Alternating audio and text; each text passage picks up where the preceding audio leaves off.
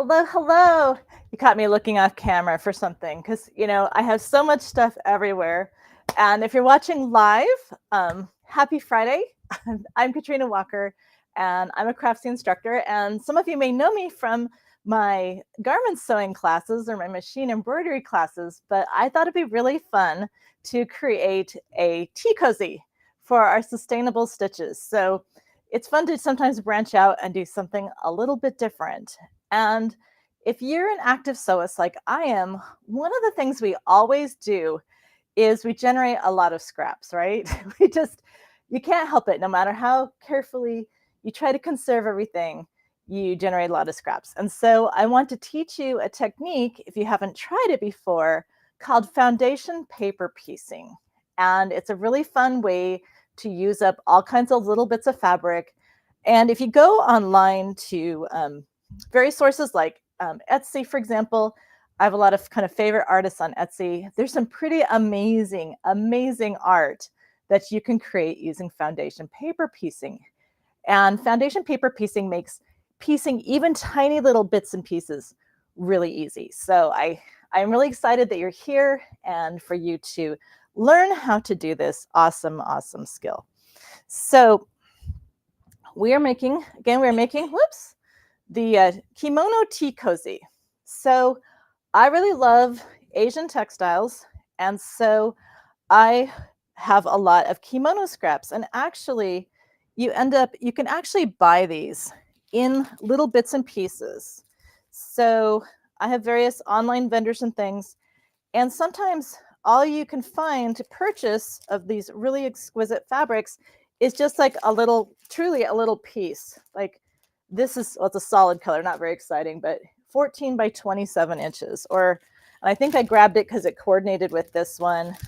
So sometimes all you have, this is like 6 by 56 inches. So sometimes all you have is precious little bits and pieces to work with. But this is a project that you can have fun with to actually create something.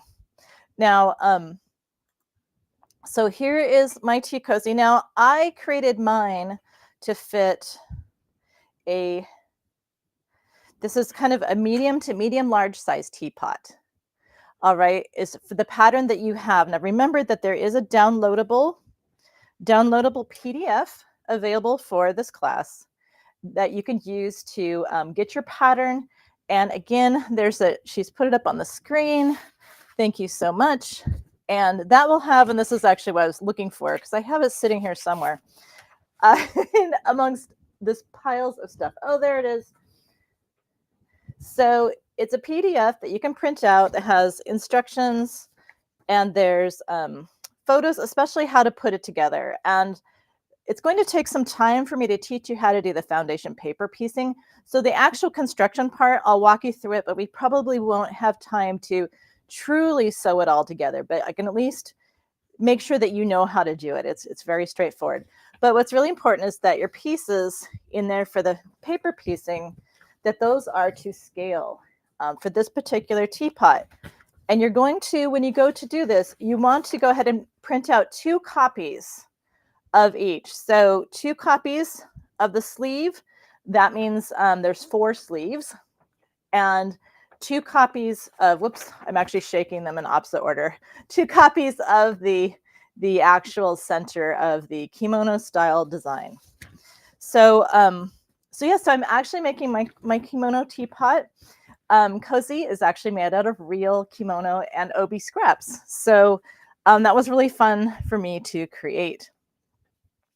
So how this works. So when you're getting prepared to do foundation paper piecing, you need to know, of course, basically, will this work? And oh, wait, before I get into that, because I will just be so concentrated on that, you may want to measure your teapot. So if you know, in the instructions, it'll tell you what size the finished product is. And it should basically equal to, be big enough to wrap around the teapot that you're using. So the good news is if your teapot is smaller than this, which like I said, this is a pretty good sized teapot. So this cozy should fit most teapots. But if you have a teapot that's extra large, extra large, The good news is, let me just go to my overhead again real quick here. The good news is that this design is really easy to make wider and longer. So if you measure your teapot and you realize that compared to the finished measurements for the project, it's not going to work. It's going to be too short or too narrow. You can simply, if you need to add length, you can add it to the bottom of fabric A and fabric B for the sleeves. So that's if you need to add length. And if you need to add width, I would just add it to the sleeves. So if you need to add width, just make the sleeves wider. And of course, if they need to be longer, make longer too. But this makes this pattern super easy to scale up or scale down. Like I said, I wouldn't bother making it smaller for a smaller teapot, but if it's not going to go around a teapot at all, then that's different. But really easy to make this bigger to fit a larger teapot. Okay, so another word of advice when you're working with paper piecing, foundation paper piecing, is that it's a really good idea to go ahead and cut out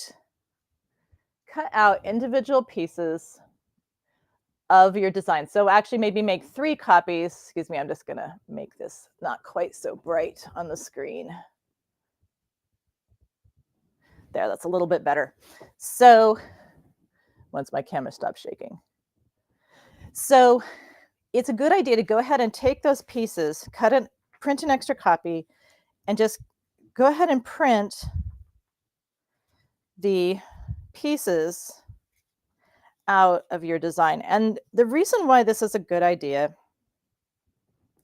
is twofold. So one reason that it's a good idea to do this with your foundation paper piecing is that you can compare this to your scraps of fabric. And for each little piece, you need to make sure that the fabric is big enough to cover up that section of the design, with preferably at least 1/4 of an inch to spare. So obviously this piece is plenty big to use for piece number 2. All right, so that's one reason to use it. Another reason to use that is that if this is super scary, like trust me, you're going to be surprised how easy it really is.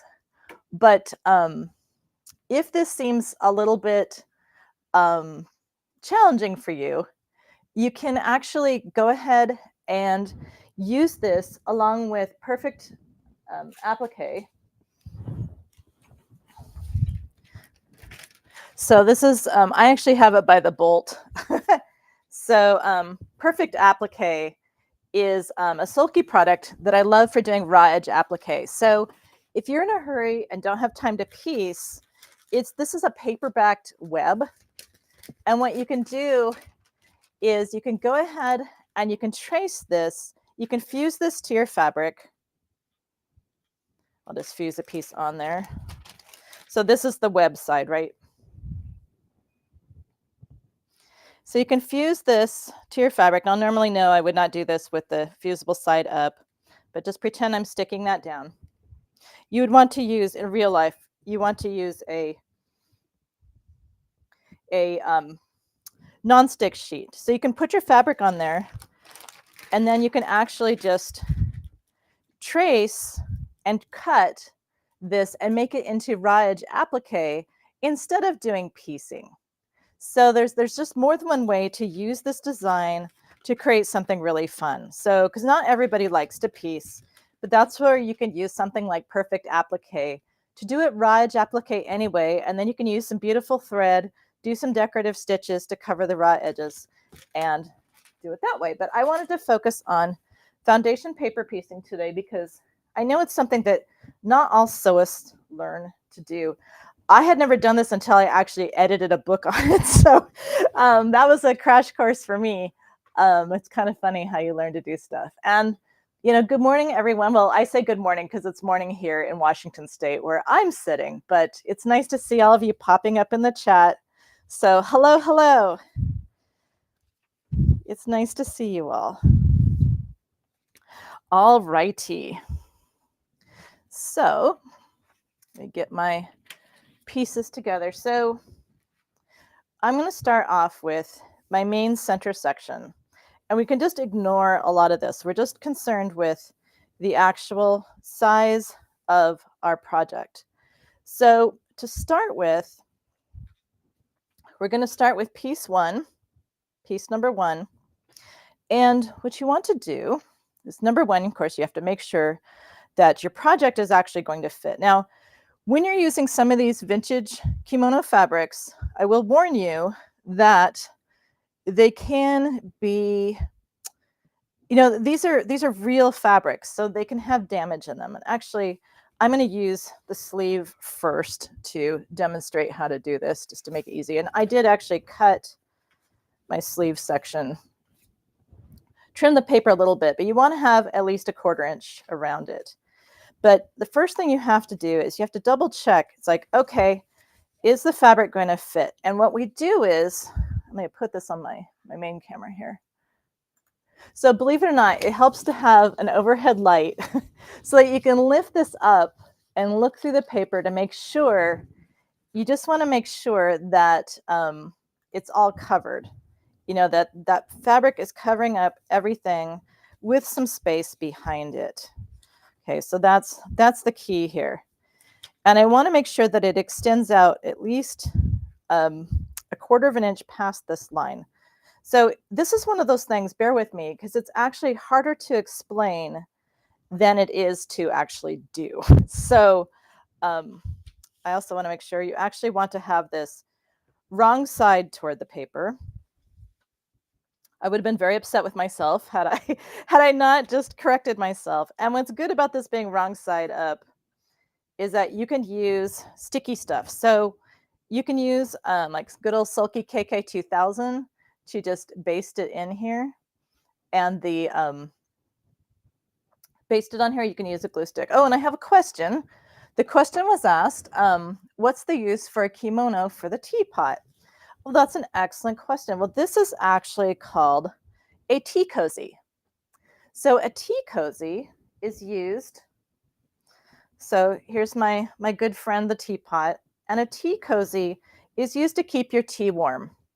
So you put your cozy over your teapot and it keeps your tea warm much longer than if your teapot isn't all snuggled up in a cozy. So I just happen to make my cozy look like a kimono because I'm actually recycling scraps of kimonos. So I thought it would be kind of fun. I actually wanted to make the tea cozy actually kimono shaped, but I had a hard time getting it to work with my particular teapots. So we're going with more of a traditional cozy design. They usually are just kind of this, sometimes they're a little bit more of a half circle. Mine's a little bit more of a rounded rectangle, but this is what a tea cozy is. It's just literally to keep your teapot nice and warm. And this just happens to be a design for that. Okay, so excellent question. It's a tea cozy. All right, so our paper piecing. So I don't really want to spray KK2000 right here. So I'm just going to put a little bit of, just a tiny bit of Elmer's glue stick, and that will just help keep this from shifting around. So this is wrong side up. And by the way, so I've actually reinforced, stabilized. You could even call it interfacing, but this is actually stabilizer. I'm using, it's called Soft and Sheer Extra. This is a permanent cutaway stabilizer, and it's called Extra because it actually is an iron-on. So this is a permanent iron-on stabilizer, and this holds it all together. So, oh, hi, Don, my fellow Eastern Washingtonian. So this actually helps kind of stabilize it. It makes the fabrics all behave really well. And sometimes some of these really old kimono fabrics can be kind of delicate. And so using the Soft and Sheer Extra helps to really give it some strength and support. And we're going to be using 1/4 inch seam allowances. So you want to have some kind of interfacing or stabilizer to make sure that your seams are nice and strong. Okay, so again, fabric wrong side up. I'm just going to make sure that it fits this space with at least a 1/4 inch hanging over. I'm going to put a pin in it. Now, it helps to go ahead and you want to be able to fold back on the line. So I'm going to take my ruler, and this is called a hair marker. And interestingly enough, this is actually a kimono maker's tool, but it also works really well for creasing fabric and paper. So by using it on that line, it makes it really easy for me to fold this back. And then I can go to my cutting mat, and I'm just going to trim this down to 1/4 of an inch just to make it a little bit easier for me. Let's see, make sure you can see that. There we go. Okay. Oops. Helps if you take the guard off. Okay. So 1/4 inch. Okay, now I need my fabric for number 2. So this is the seam I'm working on. So I'm going to take my second fabric. In this case, it's just going to be a piece of white fabric. And I want this right sides together with my other piece of fabric. It's hard to tell with the white, but this is the wrong side. The stabilizer makes it a little easier. But I'm going to line this up. Now, sometimes you'll have a complex design, and it might be hard to tell, is this really going to fit this once the seam is sewn? So I like to, if I'm not sure, I like to go ahead and pin on the stitching lines. So these lines, anytime you have a line between, say, piece 1 and piece 2, that's your stitching line, all right? And so if I pin on the stitching line, then I can fold this over. Number 1, it helps me to double check, is it really right sides together? And then I can actually hold it up to my light. So I have my overhead light, and I can hold up to my light. And when I hold to the light, I can actually see through the paper and make sure that it's covered. I mean, you can tell that this is covering the whole thing. But this is just, again, I'm teaching you how to do this. And sometimes with foundation paper piecing, you want to make sure that you can actually, it's going to cover it all up, because otherwise you'll be very upset with yourself when you go to fold it over and realize it didn't cover all the edges of your design. All right, but mine's going to work. So I'm just going to put another pin in to hold both pieces of fabric together. Now I could pin along the line. I generally don't. I usually just want to hold that other piece of fabric in place.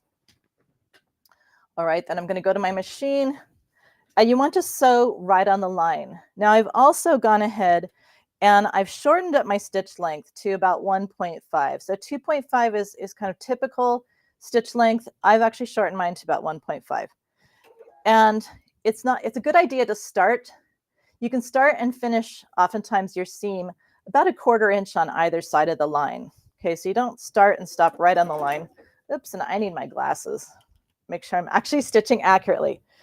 So the whole point of foundation paper piecing is that you're always sewing on the drawn line on the paper. And this makes it really easy to be accurate, assuming you can actually see what you're doing, right?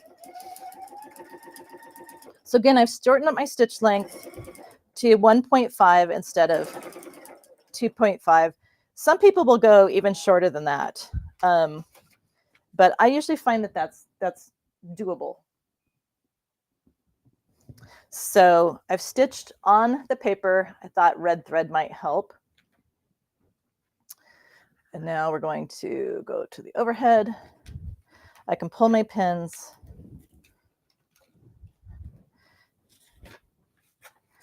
And I can go ahead and press that.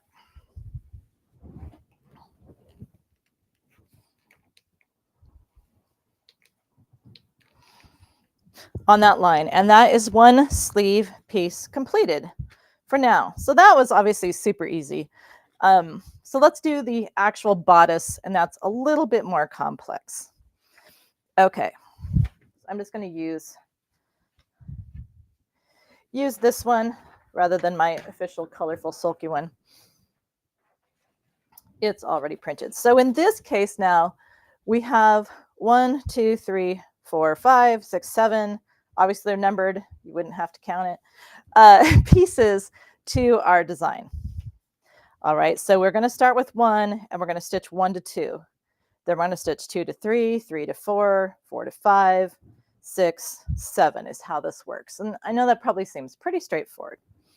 All right, so just like with my previous piece, I need to make sure. Now again, I have these pieces here, but I can also use, if I'm not sure whether something's going to fit, I do of course also have my little pre-cut pieces I can use to audition.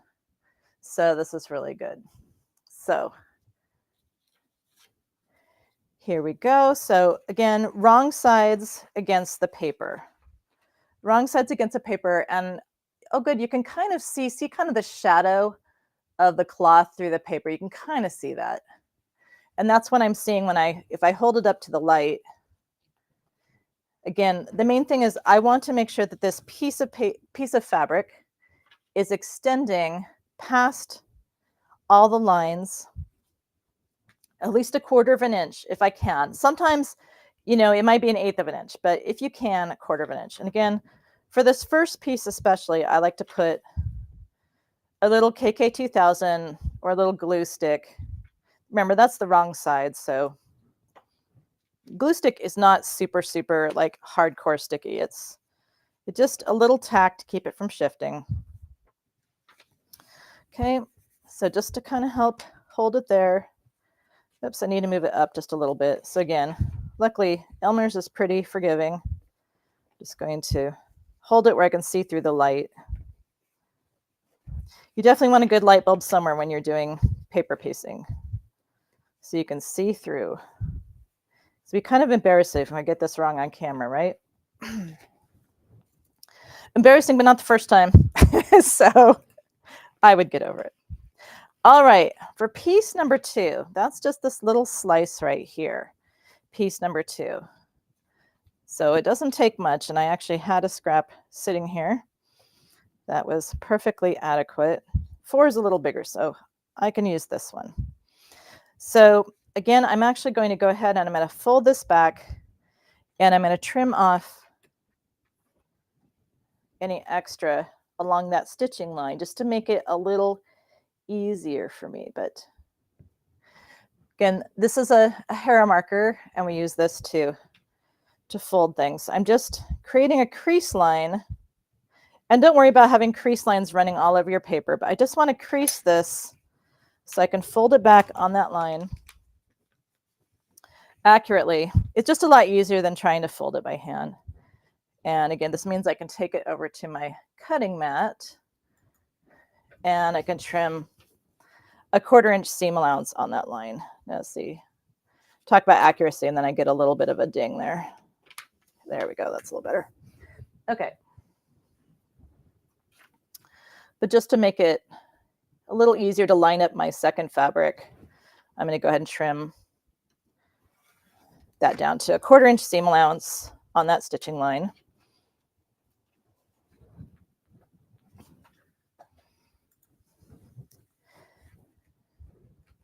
Because I need to place, pardon me, my fabric for number 2. So again, right sides together when we're sewing. I should be able to just line that up like that. Looks like it should cover up. So here's the lines for 2 that it's when it's folded back. That looks like it should work, but I am going to go ahead and pin on my stitching line to make sure that it really is going to work. Better to be safe than sorry. Goodness gracious. My morning tea is sticking in my throat. Okay. So again, I've pinned on my stitching line, and this lets me go ahead and fold the fabric back on the stitching line as if it was sewn, and then I can hold it up to the light and double check. For me, I have to hold it up to that light, but it lets me double check that yes, when that's stitched and the fabric is folded over, it's going to cover up this whole space. So this is a pretty generous piece. So it is going to definitely cover that at least a 1/4 of an inch extra all around. So we should be good to go. Shouldn't say we should, we are good to go. I'm just going to go ahead and put a couple pins in. This time I actually am pinning kind of into that space because it's not a real big piece of fabric. I'm just gonna make sure I didn't. Sometimes things can shuffle, so you want to make sure that you didn't accidentally move it around.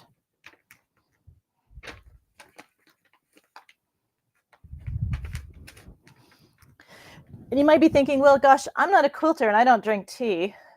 So why would I ever use this? Well, remember that the cool thing about foundation paper piecing is that it makes it really easy to create all kinds of really intricate type of designs.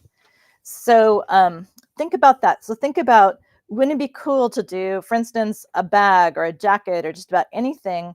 You can take a beautiful paper piece designs and piece something really interesting to give that a little bit more pizzazz. So I like to borrow from all different disciplines, whether it's quilting or knitting or whatever, sewing, embroidering. We can all borrow from each other to make really awesome stuff. But again, what's really fantastic about foundation paper piecing, and I am extending, you notice I didn't start right at the beginning and I extended out past it a little bit. So that gives you a little insurance so that you don't if you start and stop on the line doing this, then you can have problems with the seam coming undone. And you don't want that because it will make you very unhappy. Okay, so I want you to be happy sewists, not frustrated sewists. Just gonna get in here with my, okay. So there we have piece 1 and 2 sewn together. So I'm gonna fold this over. Now, if I needed to, I could, at this point, this is actually a straight edge scrap, but if I needed to go ahead and retrim this into a 1/4 inch seam, I could. So you can do that after sewing the seam as well. But it looks nice and tidy. That's really all you're caring about. Remember that the paper is the wrong side, so you're not going to see that, right? So we just want to go ahead and press that. Now I did give it a little shot of steam. Be careful, some papers don't like, this is a really dry steam iron. It's like a little steam generator. So it's not wet, real wet steam. So I probably shouldn't have done that because it's a bad habit. If you just have a regular traditional home iron, that's probably not a good idea. Okay, so normally don't use steam. Okay. I'm cheating because I have the right tool for the job. All right, so now we need to sew piece 2 to piece 3. Like I said, it's harder to explain this than it is to actually do it. So I am going to start by making my crease. Try to do it without sticking my head in the camera. So I'm going to move this around. But I probably will anyway. There we go. So again, I use the hair marker just to help me make a more accurate line, and it speeds up the process of folding this paper back. So you can see I have a lot of fabric sticking out past my number 3 line here, or my line between 2 and 3. So it really will be nice to trim off some of that extra for the next seam allowance. So let's do that.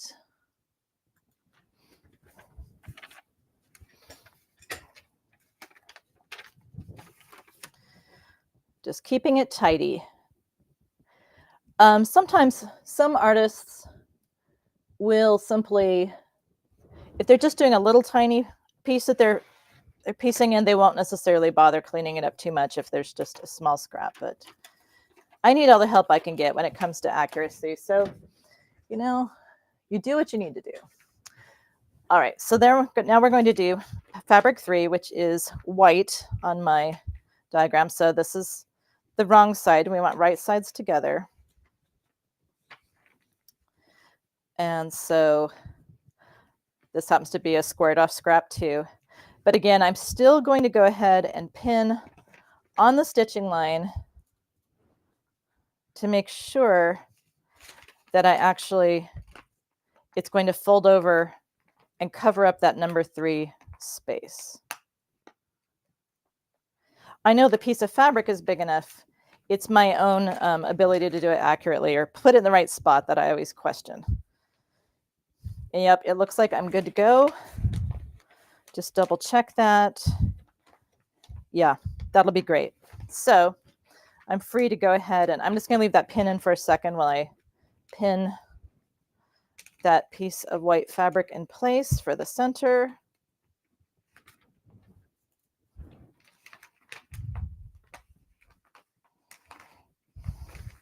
Okay, now I can take out that pin, and we're going to go to the machine and we're going to stitch the next seam. So this is what it's all about, is you simply want to place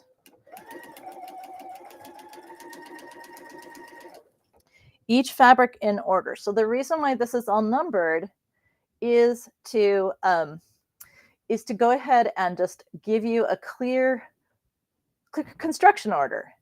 That's really important. Now, I will warn you, I actually saw an interesting article the other day about people using AI to just crank these out, and they're not actually physically possible to sew.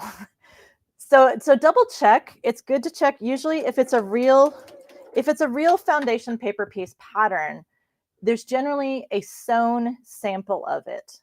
The AI pictures usually look a little too perfect, or like the eyeball of the lion is perfectly round. Well, it's pretty much impossible to get a perfectly round pieced item in paper piecing. So that's kind of a giveaway. So I just want to warn you, there's some beautiful stuff out there that isn't actually real. so watch for those. I never would have thought of it if I hadn't seen that article the other day. So just make sure that you're actually getting the real thing. So we're going to pull the pins. And again, we just double check. So here it's all starting to take shape on the back here. And of course, I can hold it up to the light and make sure that, it definitely fits all of the spots. And so it just keep going like that. I want to get on to some of the kind of construction elements of this. So I'm going to show you one that's already been pieced.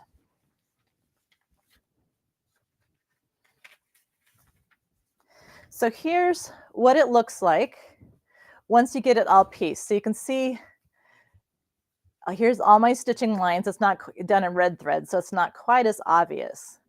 But you just want to make sure that this all covers everything, at least, like I said, at least 1/4 inch.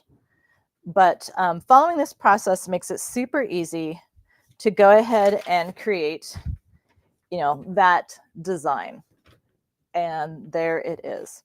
So once you have this all pieced together, obviously the last 2 seams are the easiest because they're just big old rectangular chunks. But even these little the little kimono sash, or the what I say, basically the lapel of the kimono, it's all very easy because it's just paper piecing. So I wanted this to be a really simple design for those of you who are new to this, to make it easy for you to construct. Okay, so before I can put this all together, now, of course, we have this part, and then we also have a sleeve, right? So we pieced our sleeve. So we need to trim down these pieces so that it's 1/4 inch seam allowance around each piece. All right, so let's go do that.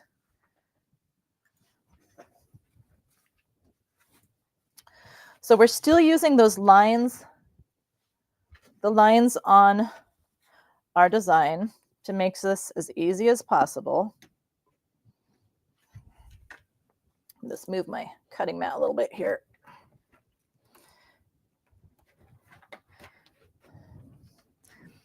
Okay, well, that's a little too far. There we go. Okay, so I'm just going to use the lines on my design because I know they're more accurate than sewing, at least my sewing. Okay, I can sew very accurately when I want to, but this makes it easy so you don't have to worry about it too much. So I'm just going to cut 1/4 inch seam allowance all the way around my design.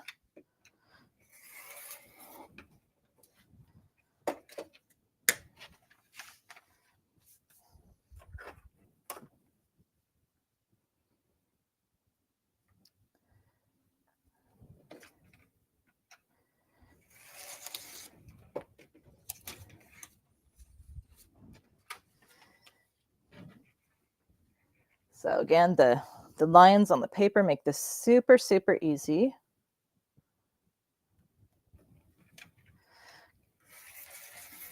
As long as you have enough fabric hanging over the edge, you're good to go.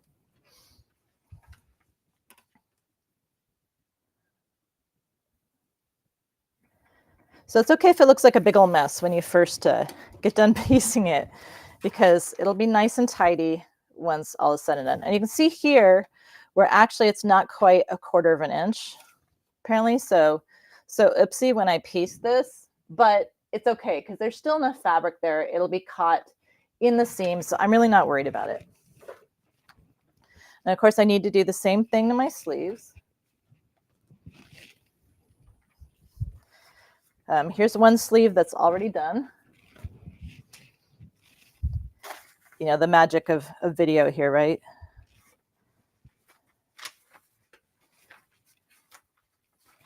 And so I would do that to two sleeves, cut around it just like I did for the bodice, right? So I have one already ready to go. So here's a section and 2 sleeves. Okie doke. So now to put this together, pretty straightforward. So again, we have the sleeves. Now the sleeves, remember the white part goes on the bottom. And so just as any other seam, we're going to line this up and it should all match up.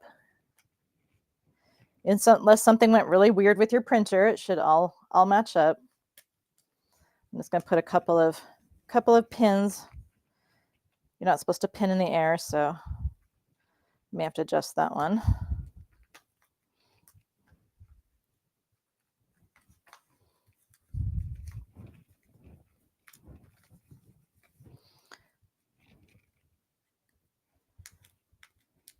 The foundation paper piecing is all about making precision easy. And I'm going to go ahead and pin the other side on there. Again, just double checking that I put the correct side facing upward.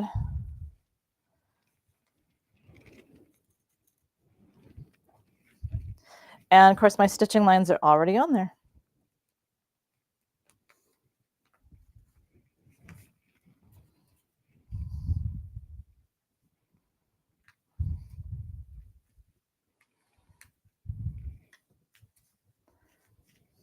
Okay, so let's go ahead and sew this together.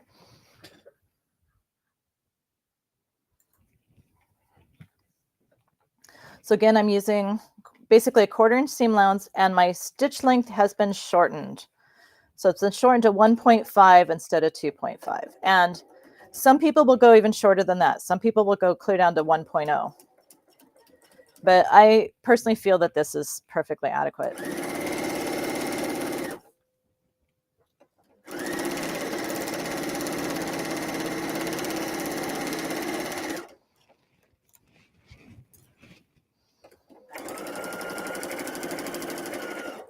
There's one side.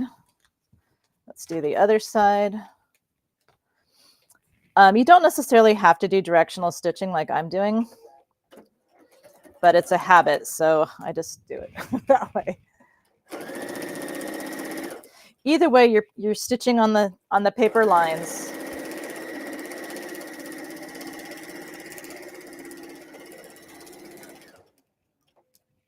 So if you're not real confident about sewing 1/4 inch seams, this is a great way to practice. And again, I just go past the edge. I don't bother to backstitch. I just want to go past the edge. That is fine. Okay.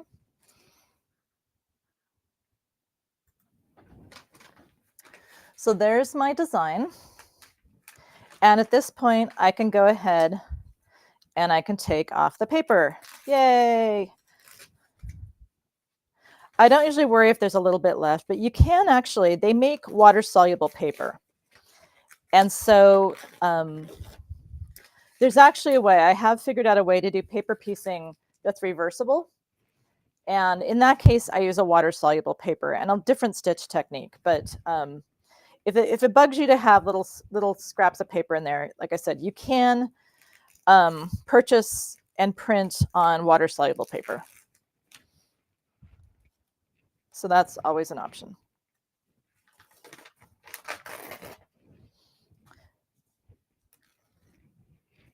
But just be real gentle. You don't want to undo your seams. If you have to, you can kind of fold on the line to get it started. And it helps to tear toward the end as opposed to starting at the edge. Like start in the middle and work your way toward it. That way you won't accidentally pull on those seam ends. And yes, you know, you could backstitch too, but usually when we quilt, we don't backstitch. So I'm not in the habit of doing so. You can also put your finger on it just to kind of hold it there.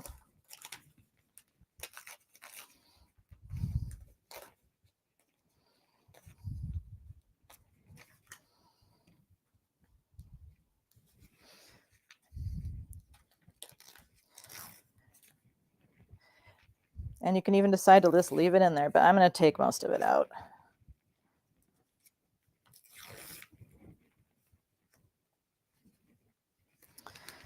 Come on out of there.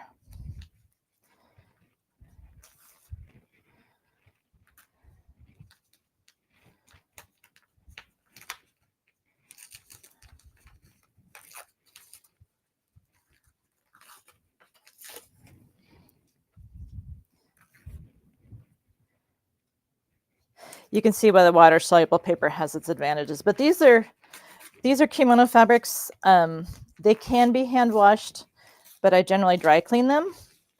I'm really not worried about how often I'm going to have to clean my tea cozy. So, and yes, the comment was made, asked a couple of questions. So one question was asked, Anna was asking, do needles still fast when you're doing paper piecing?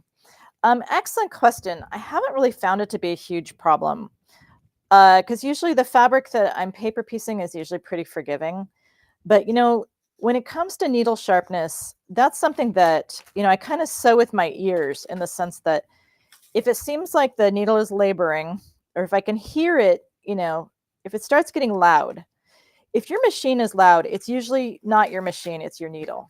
So I just kind of listen for it and I'll change it if I need to, but I have not noticed.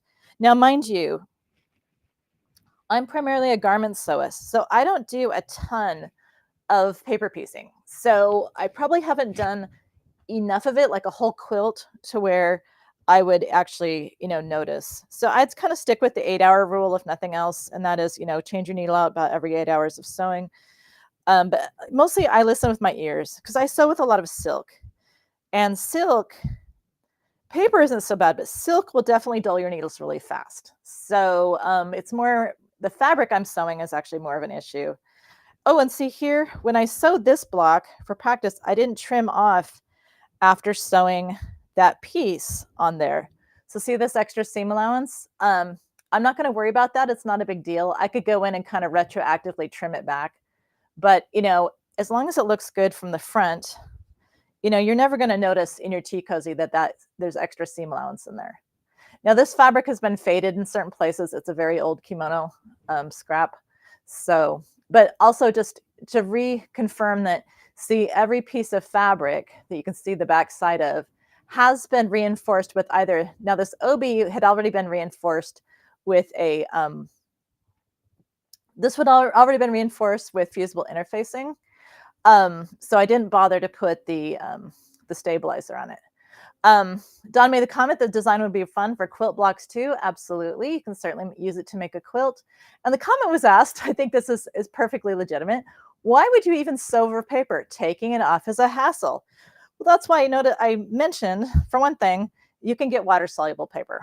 But the whole reason for foundation paper piecing, the whole reason to sew over the paper is that it enables perfect accuracy, right? So you could cut, theoretically, you could cut seam allowances and piece this together, but it's so much faster and easier to just do it by stitching on the lines on the paper.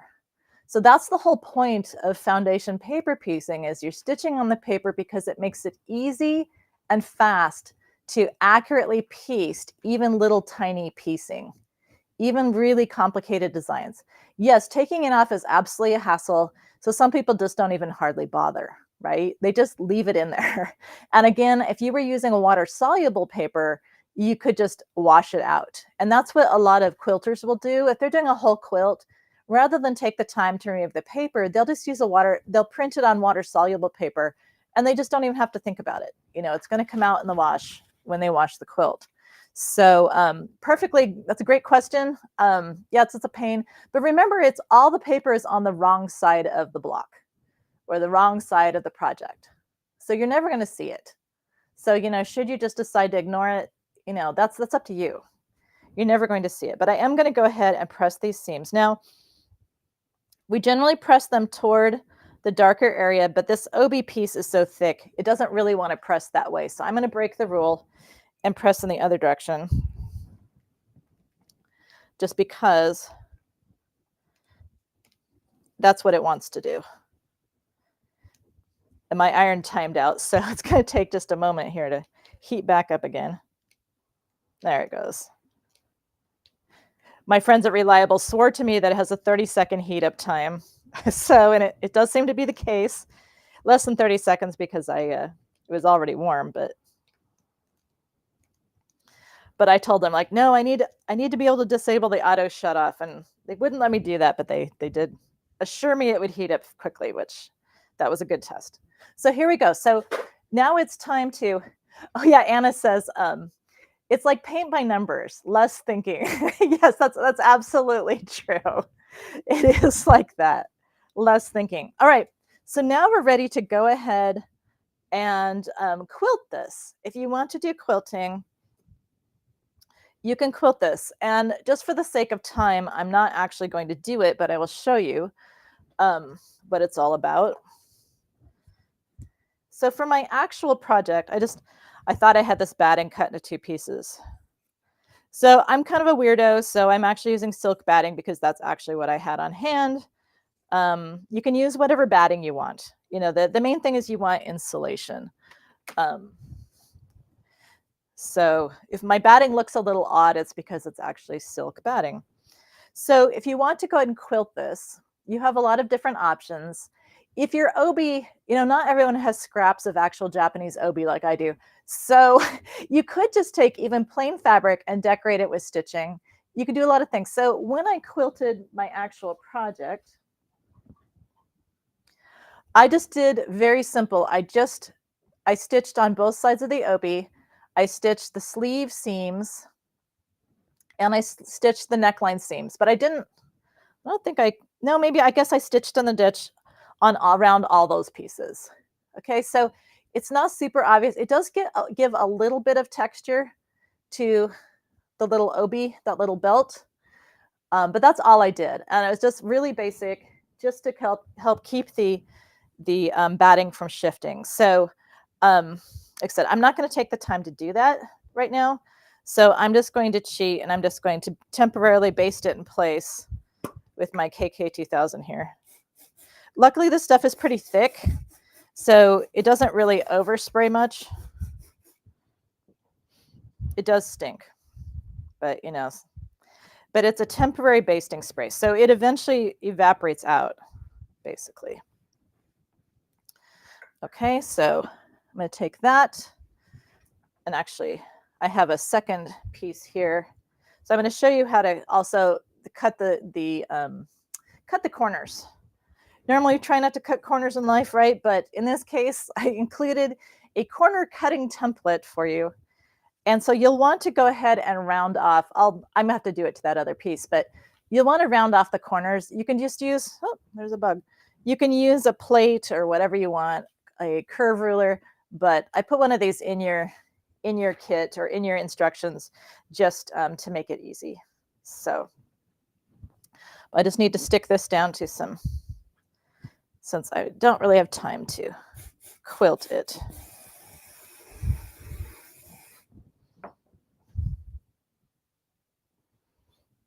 This will just keep it from shifting around too much till I get it all sewn together. Oops. Did I cut this one too small? Oh, it'll work. Okay. Good deal. Okay, so let's go over to my cutting mat. And I need to cut some corners here.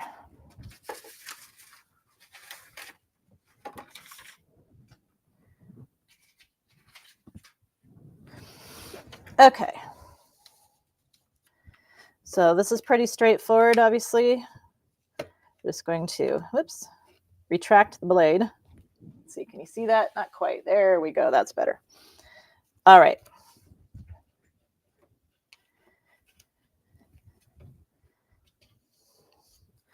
So we just want to cut the corners of the top pieces. Now, another thing that you can do with this is you can actually create a little loop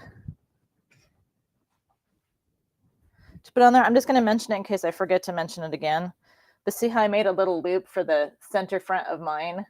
So that's something optional. You can do it. I just made a tube from some of my fabric. You can use a piece of ribbon, or you can just not do it at all. It's up to you. But I just wanted to, while it crossed my mind, I wanted to make sure I mentioned it.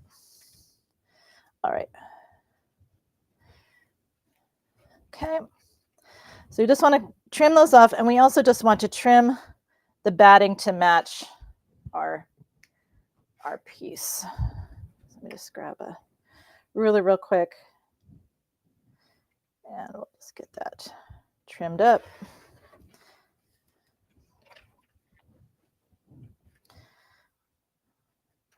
And then we can sew this together.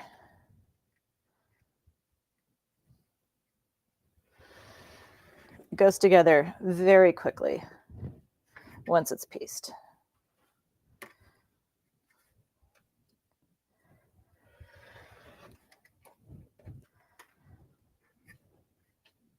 Oops, move. Okay, there we go.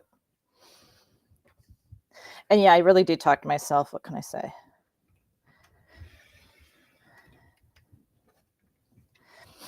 Okie dokie, so there's one. Let's just quickly do the other.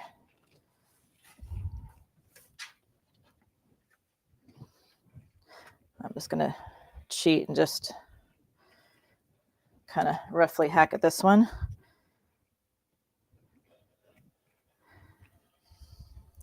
Obviously, I already have a finished sample, so now I'll have two. There we go. Do. Okay. Good to go. All right. So you want to make sure that you have lining pieces that are cut to the same size. So approximately the same size. You know, they could be theoretically a tiny bit smaller. But the main thing is on the bottom here. You want to make sure the bottom edges match up. So what we're going to do is we're going to stitch a lining piece to each design, each outer design. And one of these we're going to sew all the way across. I'll do that one first, all the way across, and then one of them we're going to leave an opening in the center, and that's to turn everything right side out. Okay, so let's sew that one first. So again, this one I'm going to sew all the way across, both layers together. Now for this, I like to use a 1/2 inch seam allowance. Pretty sure I designed it accordingly.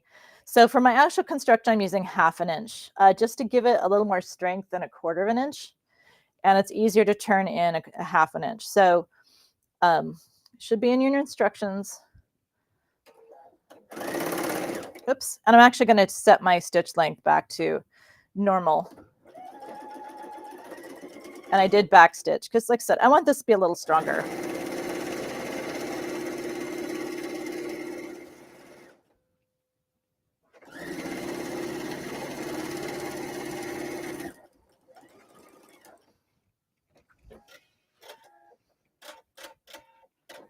Okay, so there's one.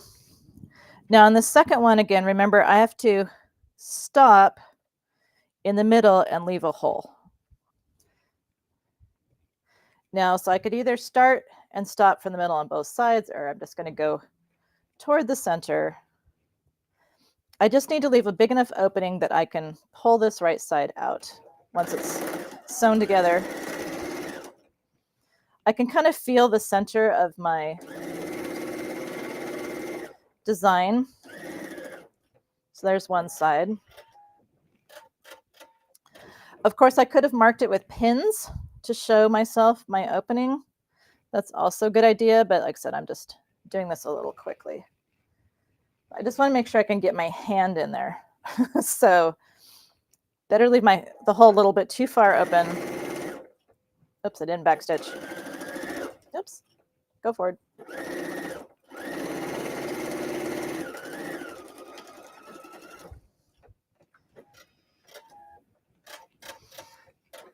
Okie doke.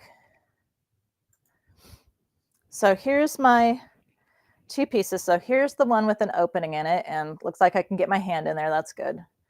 And then here's the one that is not.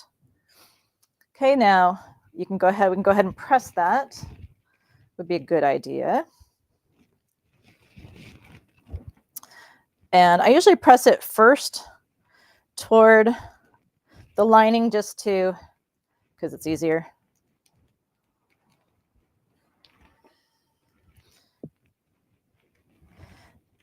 But ultimately, I'm going to want this all turned inward. So I do actually also press it toward, and I know it seems awfully redundant, and it is, to press it twice, but I just feel like I get a crisper edge that way. But should you feel that that's not necessary, feel free to skip the pressing toward the lining thing.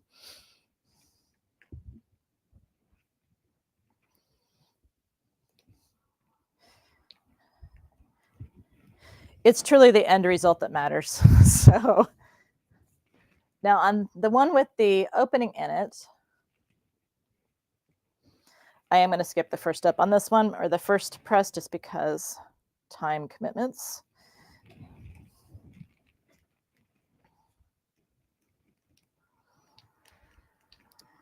But I do want to make sure I have a nice press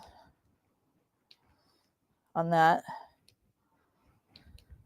to make it easier for myself to stitch it closed, or sometimes if I don't have time or I'm just feeling extremely lazy, I just use fusible web to close it up. So it just depends on what mood I'm in, but you just want it to be a nice press, make a nice straight opening. Oh, I'm glad you talked yourself too, Don. It's mostly I talk to my machine, to be honest. And I spend a lot of time apologizing to my machine, because sometimes I'll do something stupid and I think the machine screwed up, but it's always me. So I spend plenty of time apologizing. So being a sewing professional means that you make bigger mistakes faster. It doesn't mean that you don't make mistakes. In fact, if anything, they're worse, because you really should know better, right? It usually becomes because I'm not paying attention. So I just want to make sure that, and again, if you wanted to, you could put, a little piece of ribbon or something here. Pretend this is actually a nice tube. But you can fold a little piece of ribbon here and insert it into that. Whoops, sorry, you can't see that. Let me pull that down. Okay, so pretend this is actually a ribbon, or it's finished. But if you fold it like so, so if this was a nice looking tube, you can just fold it like so. And then when you sew this together, of course, it will hold it in place. And that will be a nice little pull tab on the center. So I'm not going to add one because I don't have one prepped. So I just want to make sure that I'm, lining this up somewhat accurately here.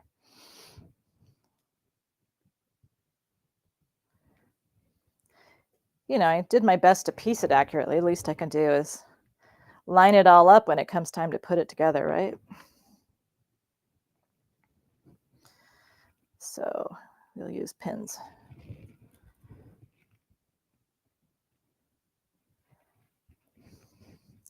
And I find that sometimes when you stitch curves, they can slip. Like one layer will shift and you don't actually catch it. So I've learned the hard way to be a little more careful. Now, because we left an opening at what's going to be the bottom, and notice I'm folding my seam allowances up here when I'm doing at the base, I'm folding them up toward my cozy. So because we left an opening along the base of our cozy, this means we can sew around the edge of this in one shot. Now we could have left an opening in the lining instead. We could have sewn that whole seam, left an opening in the lining. So that's also an option. Either way works perfectly fine. For some reason, I decided to do it the other way. I've seen other cozies where they chose to put the opening on the top of the regular cozy side. And I don't know why you would do that when you have a lining that you can, leave that open. So anyway, I just want to remind you of that. For some reason, I chose to do it the other way, but you can certainly leave the lining, top of the lining open to turn it instead. In case you're already thinking that, you're correct. You can do that way too. Again, it's the finished result that matters. So there's more than one way to boil a potato, as I've always been told.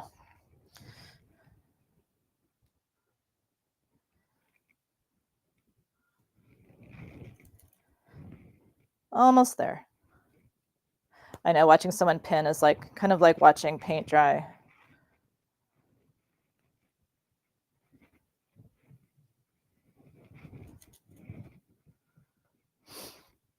All right, let's take this to the machine and sew around this puppy.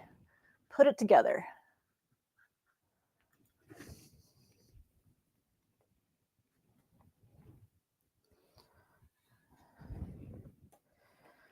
So again, I'm using a 1/2-inch seam allowance for this.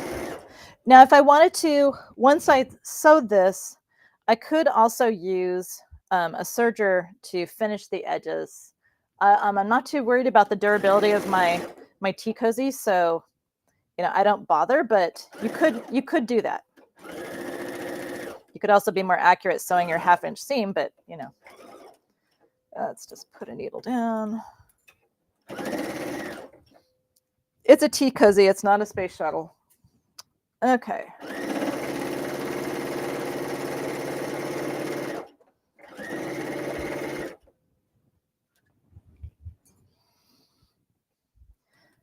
My batting's kind of obscuring my view here a little bit. Oh, I'm still pretty good.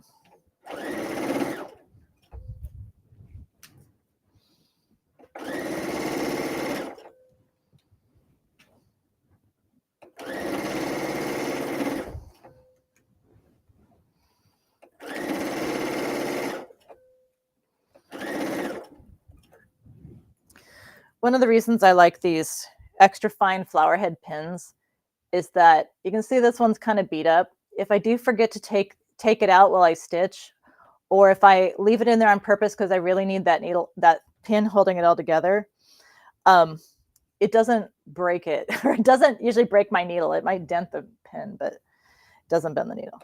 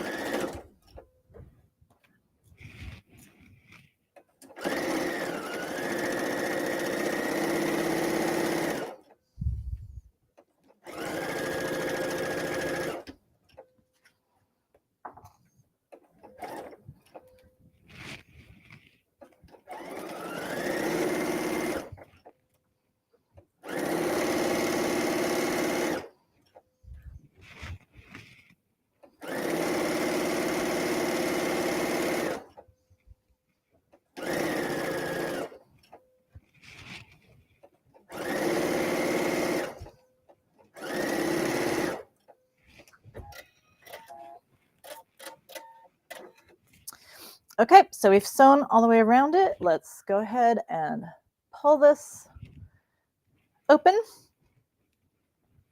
It's like, oh, that's not the right side. There's the opening. Okie dokie.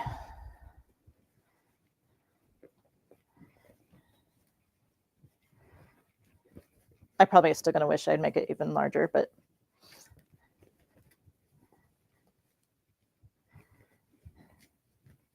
the larger the hole, the larger the space you have to stitch back together. So I try to make it as small as I can get away with.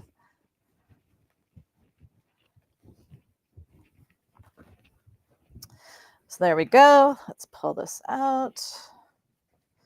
Stuff that lining up in there. Get in there.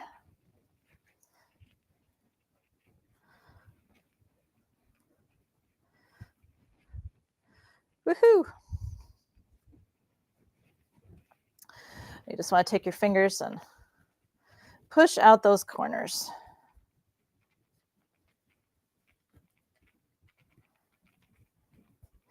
And you can kind of roll them in your fingers too. And of course, you can take this to your ironing board and press it over a ham. But you want to press it gently. You don't want to squish your batting too much, especially if it's like my batting is pretty heat resistant because it's silk, but some battings will melt, so you have to be careful. But there we go. There is our tea cozy with a little bit of, like I said, a little encouragement with a little steam to shape it up.